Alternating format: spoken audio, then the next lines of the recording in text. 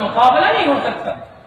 روایت میں جو ہے اللہ کے راستے کا ایک صبح و شام دنیا میں جو کچھ ہے ان تمام چیزوں سے بہتر ہے۔ کیا مطلب؟ دنیا تو اللہ کی نگاہ میں مچھر کے پر کے برابر بھی نہیں، پھر دنیا کا کیا مقابلہ؟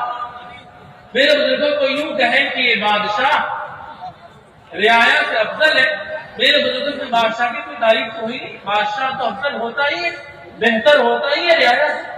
یہ کوئی کہے کہ یہ سونا اور یہ ہیرا یعنی لیڈ سے گوبر سے بہتر ہے، اس میں ہیرے اور سونے کی کیا تعریف ہوئی؟ وہ تو بہتر ہے ہی۔ کیا مطلب؟ کہ یہ ہیرا یہ سونا تمام ہیروں سے تمام سونوں سے بہتر ہے، اب اس میں ہیرے کی فضیلت ظاہر ہے۔ یہ بادشاہ تمام بادشاہوں سے بہتر ہے، اب اس میں بادشاہ کی برتری ظاہر ہے۔ اسی طرح میرے بزرگوں فرمایا کرتے تھے کہ دنیا میں جتنے اعمال خیر ہو رہے ہیں ان تمام اعمال خیر میں جو سب سے بہتر عمل اللہ کی نگاہ میں ہے، اللہ کی نگاہ میں ہے، وہ میرے بزرگوں اللہ کے راستے میں نکلنا ہے۔ اس لیے حضور اکرم صلی اللہ علیہ وسلم رمضان جیسی مبارک مہینے میں خروج کو مقدم رکھا۔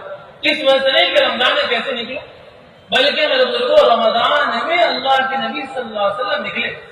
صحابہ کو شک ہوا کہ اللہ کے نبی روزے سے ہیں یا افطار سے، تو ام الفضل عباس رضی اللہ تعالیٰ عنہ کی اہلیہ محترمہ نے کہا دیکھو میں بتاتی ہوں اللہ کے نبی روزے سے یا افطار کی ہوئی، پانی ایک پیالے میں کوئی چیز بھیجا۔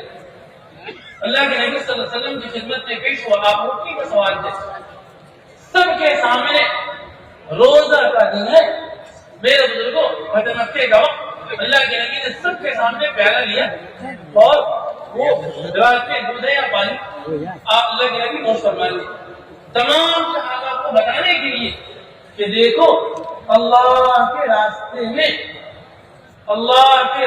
میں روزہ رکھنا،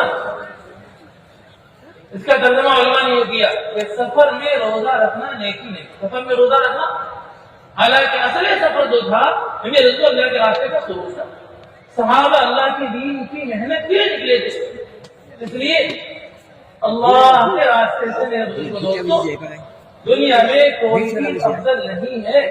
حضور اکرم صلی اللہ علیہ وسلم نے فرمایا، اس کا مفہوم ہے کہ کوئی مومن اگر اللہ کے راستے میں نکلنے کا ارادہ نہیں کیا، نیت بھی نہیں کی، یہاں تک کہ جانو ہم میں سے تو ہر ایک کی نیت ہو کہ اب تک جو کچھ ہوا نہیں نکل سکے، اے اللہ توبہ، اے اللہ معافی، اب نیت کرتے ہیں کہ انشاءاللہ ہم ہر حال میں نکلیں گے۔